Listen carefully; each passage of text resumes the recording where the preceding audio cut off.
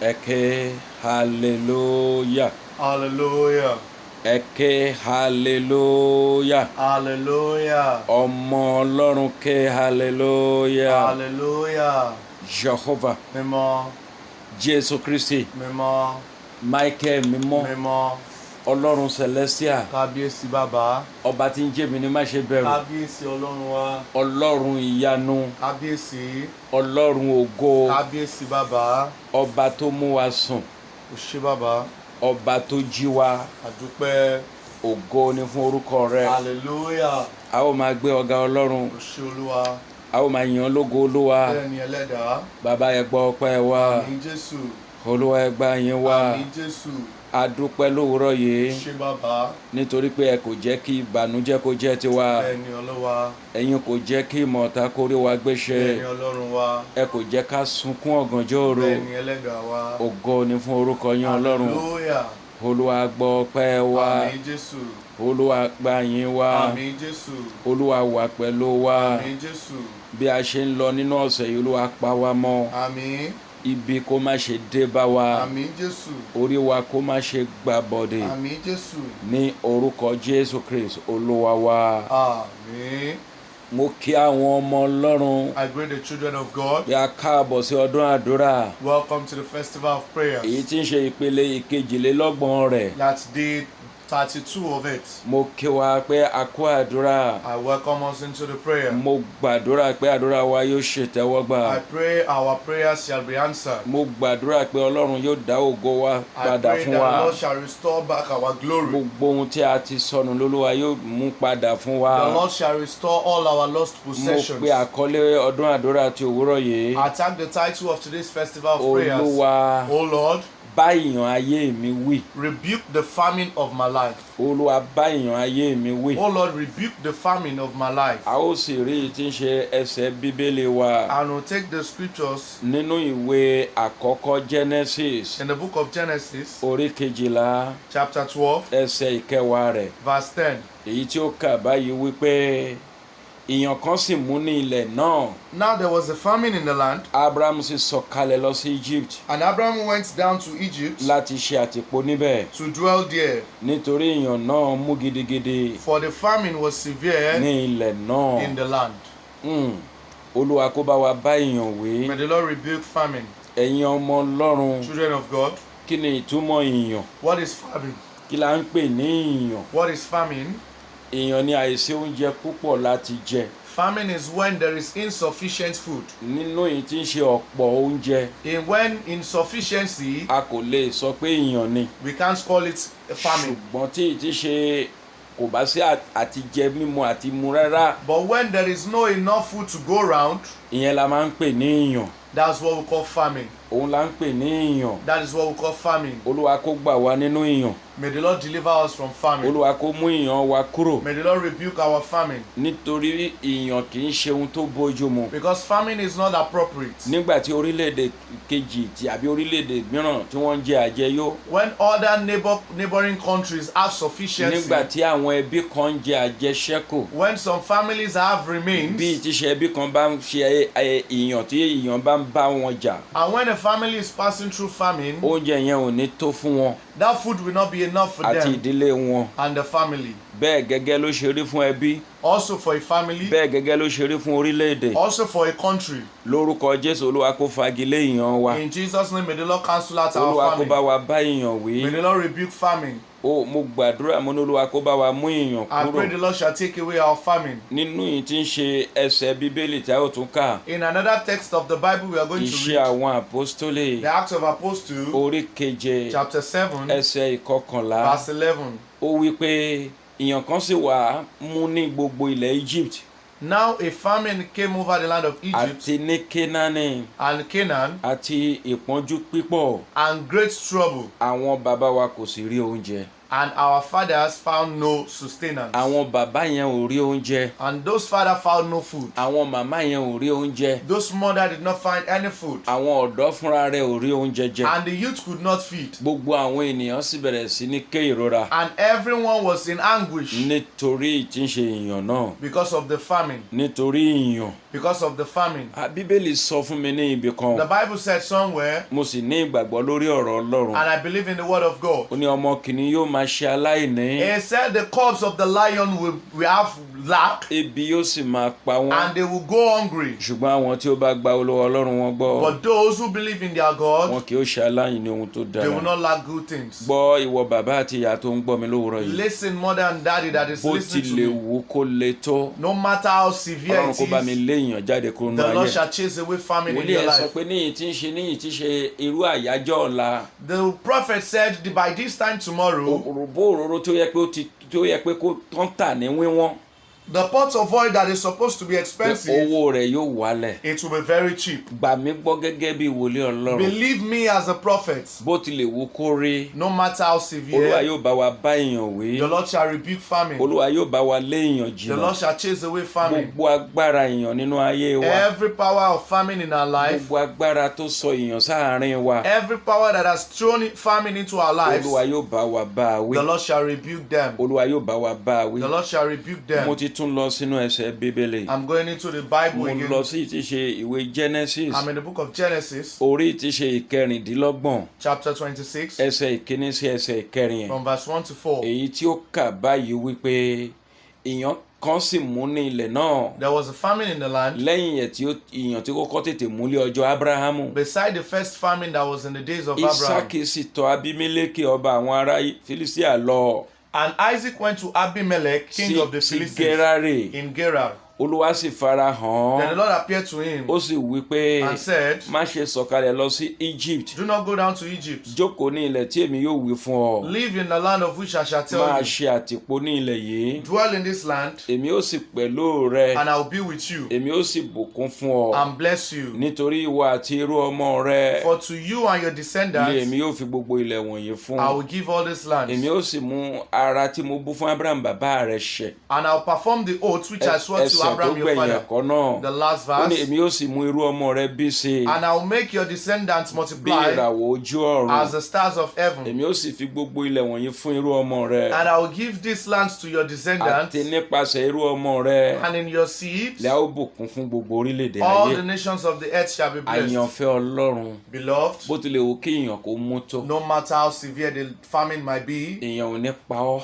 famine will not kill you. Ọlọ́run yóò fagilé èèyàn The náà. Lord shall cancel out your famine. Ọlọ́run yóò mú ìlérí rẹ̀ ṣẹ. The Lord shall make his promises gẹ́gẹ́ bí fulfilled. ìlérí tó ti ṣe fún àwọn baba ńlá wa. As the promises and covenant he ìwọ has yóò sworn jẹ to our àjẹyó fathers, ó sì jẹ àjẹṣẹ́kù. you will eat in sufficiency and you will have enough. ògo àti ẹwà Ọlọ́run yóò sì bú jáde nínú ayé The rẹ̀. glory and beauty of the Lord shall manifest in your gbọ́ life. ọmọ Ọlọ́run. Listen, children of a ní God. ògo àti ẹwà Ọlọ́run yóò bú jáde nínú The ayé rẹ̀. glory and beauty of the Lord shall manifest in your life. èèyàn yóò kúrò nínú ayé rẹ̀. Famine shall disappear in your life. èèyàn yóò ṣègbé nínú ayé rẹ̀. Famine shall perish in your life. ògo ìpọ̀sí nínú oúnjẹ àti ní ìbùkún yóò sì pọ̀ nínú ilé rẹ̀. The glory of abundance shall come into your ìwọ àti family. aya àti ọkọ rẹ ẹ ó jẹ àjẹyó. You and your family shall have in abundance, ìwọ àti ọmọ rẹ yóò sì jẹ àjẹyó. and you and your children shall have in bó ti lè abundance. wù kó rí. No matter how severe, Olúwa yóò sọ ìyàn náà di iyán ní orúkọ Jésù. the Lord shall make that famine pounded in Jesus' I name. am telling you the truth. Iyán yóò rọ́pò ìyàn ayé rẹ. A pounded yam will replace your famine in your life, ìwọ ò sì ní fojú rí ìyàn mọ́. and you will no longer have famine again. ìrẹ yóò jẹ oúnjẹ ní àjẹyó. You will eat your food in mo abundance. wà nínú ìwé Rúùtù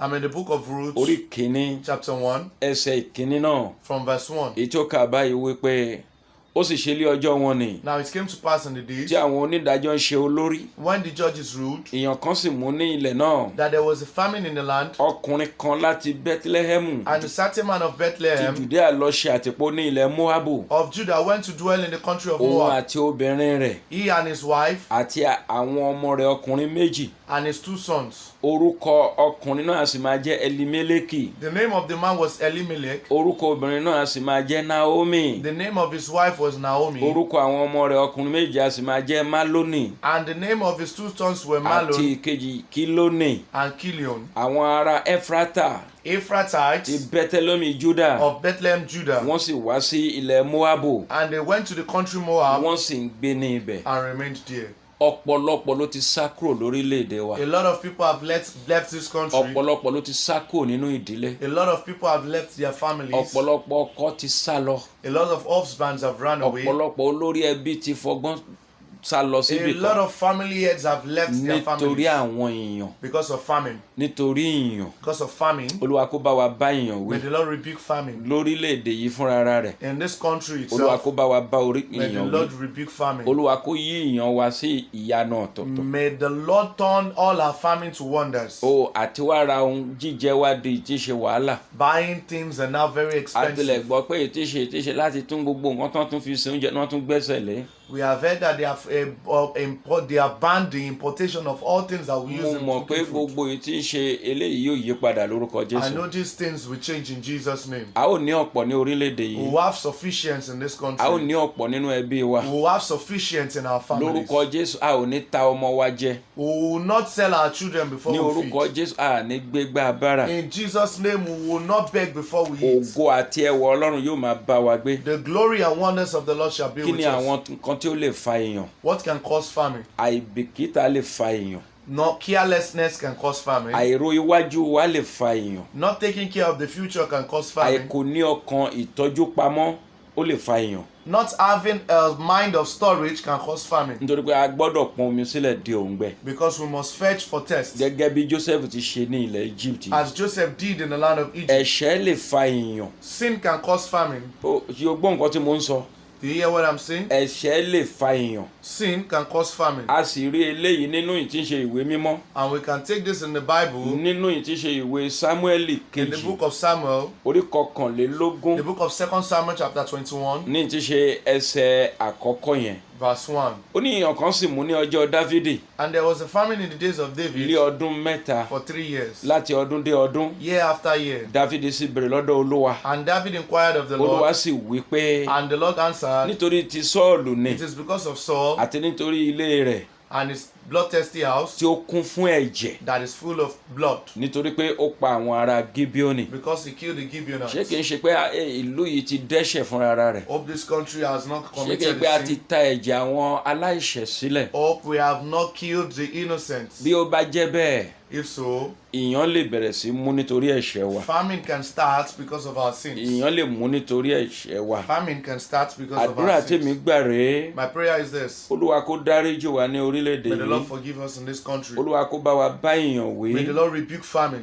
Olúwa kó bá wa lé èèyàn jìnnà. May the Lord chase away famine. Kí agbára ìkorò àti ìnira kó kúrò nínú ayé wa. So every power of bitterness can live our Kí lives. ògo ìtí ń ṣe ayọ̀ kó padà dé orílẹ̀-èdè yìí. So glory can come back to this Kí ògo country. ìbùkún kó padà dé ìtí ń ṣe ìdílé yìí. So blessings can be restored to this Kí family. ìyanu lè ṣẹlẹ̀ sí wa. So wonders can happen to us. Bẹ́ẹ̀ gẹ́gẹ́ Also, fífi ohun àlùmọ́nì wa ṣòfò lè fa èèyàn. wastage of our mineral resources can cause famine. Ìdágunlá sí ọ̀rọ̀ ajé wa náà lè fa èèyàn. Not caring about our financial status can cause Ọlọ́run kó famine. gbàkóso wa. May the Lord take good care of us. Ọlọ́run kó ràn wá lọ́wọ́. May the Lord help us. Ọlọ́run kó gbé ìtíṣe àánú dìde fún wa. May the Lord raise up his mercy Ọmọ for us, Ọlọ́run. children of God. Ìwé àwọn ọba kejì The book of 2 Kings, orí kẹfà ẹsẹ̀ kẹẹ̀ẹ́dọ́gbọ̀n chapter 6, verse lọ 25 sí ìtíṣe ẹsẹ̀ ọgbọ̀n yẹn. to verse 30. Ó ní ìyàn ńlá kan sì mú ní Samaria. And there was a great famine in Sì Samaria, kíyèsí and indeed, wọ́n dó tì í. they besieged it Tó bẹ́ẹ̀ tí a sì fi ń ta orí kẹ́tẹ́kẹ́tẹ́ kan ní 100 ìwọ̀n fàdákà until a donkey's head was sold for 80 shekels of silver, àti ìdámẹ́rin òṣùwọ̀n kábù ìmí ẹyẹlé and 1/4 of a cab of doves dropping for 5 ní shekels ìwọ̀n of silver, fàdákà 5. or for 5 shekels Ó of sì ṣe silver. tí ọba Ísírẹ́lì ń kọjá lọ lórí òde. Then as the king of Israel was passing by on the wall, Obìnrin kan sì sọkún tọ̀ wá wípé a woman cried out to him, gbà saying, mí olúwa mi ọba. help my lord, O king. Òun sì wí pé bí olúwa kò bá gbà ọ́ And he said, if the Lord does not help you, níbo ni èmi yóò ti gbà ọ́? where can I find help for Bí you? olúwa kò bá gbà wá lórílẹ̀‐èdè yìí, If the Lord does not help us in ta this lẹni tó lè country, gbà wá? who can help us? Ó tún tẹ̀síwájú láti inú ilẹ̀ ìpakà from the threshing floor tàbí láti inú ibi ìfúntí. or from the wine press. Ọba sì wí fún pé, Then the king said to èé her, ṣe ọ́? what is troubling Òun sì you? dá òun wí pé, And this she said, obìnrin yìí wí fún mi pé, that this woman said to mú me, ọmọkùnrin rẹ wá, give your son kí àwa kí ó lè jẹ ẹ́ lónìí, that we may eat him kí today, àwa yóò sì jẹ ọmọ ti èmi lé ọ̀la. and we will eat my son tomorrow. Ọmọ àṣọ ní ìtíṣe ẹsẹ̀ kọkàndínlọ́gbọ̀n rẹ̀, And in verse ó 29, ní bẹ́ẹ̀ ni àwa sì ṣe ọmọ mi, so we boiled my son àwa sì jẹ ẹ́, and ate him,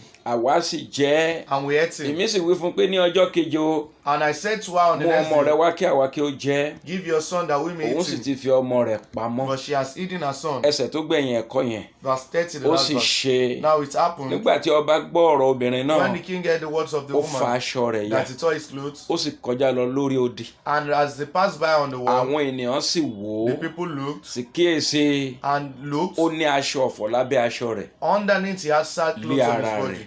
On his body. Ẹ̀yin ọmọ Ọlọ́run, Children of God, ó yẹ kí gbogbo àwọn ìtíṣe àwọn tó ń ṣèjọba lórílẹ̀‐èdè yìí, those who are in government in this country, wọ́n gbàdúrà they gidigidi. need to be fervent in Mo prayers. ti gbàdúrà síwájú wípé I have prayed earlier a kì yóò on ta ọmọ wa jẹ, that we will not boil our children to a kì feed. yóò ta ọmọ wa We jẹ will not boil our children to nítorí feed ìyàn. because of famine. Ọ̀pọ̀lọpọ̀ ló ń bímọ A lot of people are tí giving wọ́n sì birth ń lọ ta ọmọ wọn nítorí and are ìyàn. selling their children because of Olúwa famine. kó gbà wá lórílẹ̀‐èdè, May the Lord deliver us in this Olúwa country. kó wà pẹ̀lú wa, May the Lord be with us. nítorí pé kò sí jíjẹ, Because there's nothing to feed kò on. sí owó, There's no money. ohun gbogbo ti dorí kodò. All things have turned upside down. Ẹ wá wo nǹkan tó ń ṣẹlẹ̀ sí wa Now look báyìí. at what is happening to us. Àdúrà mi rèé sí ọba tó ní wá, My prayer is this to the King of pé kó Kings, ṣàánú wa that lórílẹ̀‐èdè he shall be yìí, merciful to us in this kí country. Olúwa kó gbọ́ àdúrà wa, May the Lord hear our prayers. kí ìyanu Ọlọ́run kó ṣẹlẹ̀ sí wa, So the wonders of God can happen in our lives. kí ògo Ọlọ́run kó farahàn. And the glory of the Lord shall manifest. Ó yẹ ká gba àdúrà We gidigidi, need to pray fervently. ó yẹ ká kó sínú ààwẹ̀ We need to be very fervent in our láti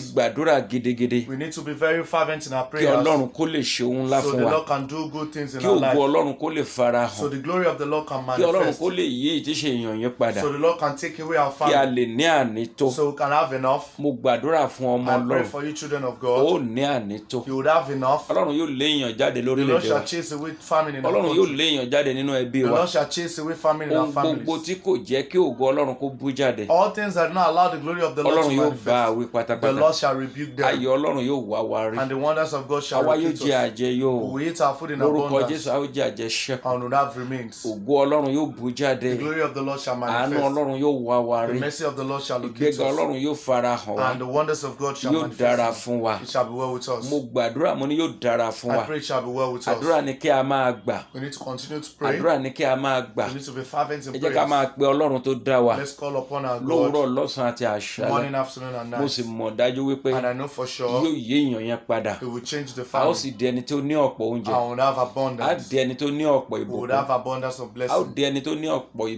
would ìgbéga. have abundance of Ògo Ọlọ́run yóò provision. sì máa bá wa And gbé. the glory of the Lord shall be Màmá with us. bàbá ẹ ò ní ta ọmọ Mommy rẹ and jẹ. daddy, you will not sell your children Ọlọ́run kó to bá feed. mi lé èèyàn kúrò nínú May the ẹbí Lord rẹ. chase away famine in your Ọlọ́run kó lé family. èèyàn jáde kúrò May nínú the Lord chase orílẹ̀-èdè. away famine in this country. Ayọ̀ Ọlọ́run kó jẹ́ tiwa. And the glory of the Lord shall be with us. Jésù Kristi Olúwa wa. In Jesus' name we have prayed. Kí hallelujah méje sí Olúwa. Hallelujah, hallelujah, hallelujah, hallelujah, hallelujah, hallelujah, hallelujah. Olúwa kó bá wa bá èèyàn wí.